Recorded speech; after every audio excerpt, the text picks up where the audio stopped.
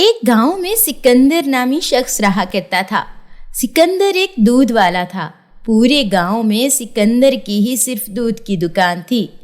اس کے پاس کچھ گائیں تھیں جس کا دودھ نکال کے وہ بیچا کرتا تھا۔ سکندر کے گھر میں بوڑھے ماں باپ اور اس کے 2 بچے اور بیوی رہتے تھے، کیونکہ گاؤں میں دودھ کی دکان ہونے کی وجہ سے آمدنی بہت کم تھی۔ گاؤں والے کم پیسوں میں ہی دودھ خریدا کرتے، لیکن سکندر کے خرچے زیادہ تھے۔ پھر ماں باپ کی بیماری اور علاج میں بھی آمدنی کا بڑا حصہ لگ جاتا تھا، اس لیے اس آمدنی میں ان کا گزارا تو ہو رہا تھا، لیکن گھر میں خوشحالی نہ تھی۔ ایک دن سکندر کی بیوی سونی نے سکندر سے کہا، آج ماں کی طبیعت گرمی کی وجہ سے خراب ہو گئی تھی، میں انہیں ڈاکٹر کے پاس لے گئی تھی۔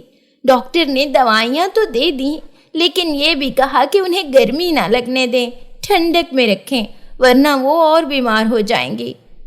ہاں، گرمی بھی تو زیادہ ہو گئی ہے، تم ایسا کرو، وہ پرانا پنکھا نکال کے ماں کی چارپائی کے آگے رکھ کے چلا دیا کرو۔ وہ پنکھا تو پچھلے سال ہی خراب ہو گیا تھا، یاد نہیں آپ کو؟ میں تو سوچ رہی ہوں کیوں نہ ہم اس دفعہ روم کولر خرید لیں۔ کیسے خریدیں گے ہم روم کولر؟ کام کے حالات ٹھیک نہیں ہیں، گرمی اتنی ہے کہ چند گھنٹوں میں ہی دودھ خراب ہو جاتا ہے، اور منافع کی جگہ میرا نقصان ہو رہا ہے۔ ہمارے پاس تو فریج بھی نہیں کہ دودھ محفوظ کر سکیں۔ میری دکان کا دودھ چند ہی گھنٹوں میں خراب ہو جاتا ہے، اس لیے بہت کم لوگ میری دکان پر آ رہے ہیں اور کہتے ہیں کہ وہ اب پیکٹ والا دودھ استعمال کرتے ہیں۔ اچھا، ایسے تو ہمارا گزارا بہت مشکل ہو جائے گا، اور دودھ کا نقصان الگ۔ ہاں، وہی میں سوچ رہا ہوں کہ ایسا کیا کروں جس سے دودھ بھی خراب نہ ہو اور ہمارا منافع بھی زیادہ ہو۔ پتہ ہے کل بھی کچھ لوگ دودھ واپس کر کے اپنے پیسے لے گئے تھے، کیونکہ گھر جاتے ہی ان کو دیا ہوا دودھ خراب ہو گیا تھا۔ ایسے تو دکانداری خراب ہوگی اور لوگ ہماری دکان پر آنا چھوڑ دیں گے۔ ٹھیک کہہ رہی ہو، پہلے سے بہت کم لوگ اب دکان پر آ رہے ہیں۔ سمجھ نہیں آ رہا کہ ایسا کیا کروں جس سے دودھ خراب نہ ہو۔ میرے پاس ایک آئیڈیا ہے، کیوں نہ ہم دودھ کے ساتھ ساتھ لسی بھی بنا کے بیچیں۔ گرمی میں لوگ لسی بہت شوق سے پیتے ہیں، اور تازہ دودھ کی لسی کی تو بات ہی اور ہوتی ہے، اور ساتھ باسی دودھ کی دہی بہت اچھی بنتی ہے، ساتھ ساتھ دہی بھی بنا کے بیچیں گے۔ ارے ہاں، یہ خیال مجھے کیوں نہیں آیا؟ تم ٹھیک کہہ رہی ہو، اس طرح دودھ بھی ضائع نہیں ہوگا اور ہمارے پاس بیچنے کے لیے اور بھی چیزیں ہوں گی، اور اچھا منافع ہوا تو ہم ایک فریج بھی خرید لیں گے۔ تم کل سے مجھے لسی بنا کے دینا، بہت اچھی لسی بناتی ہو تم، وہ بھی دکان پر رکھوں گا۔ ہاں، مجھے بہت اچھی لسی بنانی آتی ہے، اور تازہ دودھ اور گھر کی بنی لسی تو بہت مزیدار بنے گی۔ تمہارے ہاتھ میں تو جادو ہے، جو بھی بناتی ہو بہت ہی لذیذ بناتی ہو۔ دوسرے دن سونی کچھ دودھ کی دہی جما کے لسی بناتی ہے، اور کچھ دودھ کی دہی بیچنے کے لیے تیار کرتی ہے، اور سامان تیار کر کے سکندر کی دکان پر لے آتی ہے، اور ساتھ مل کے بیچنے لگتی ہے۔ گرمی میں ٹھنڈی ٹھنڈی مٹکے کی لسی سبھی بڑے شوق سے آ کے پیتے ہیں، اور کچھ ہی دیر میں سکندر کی دکان پر گاہکوں کا رش لگنے لگتا ہے۔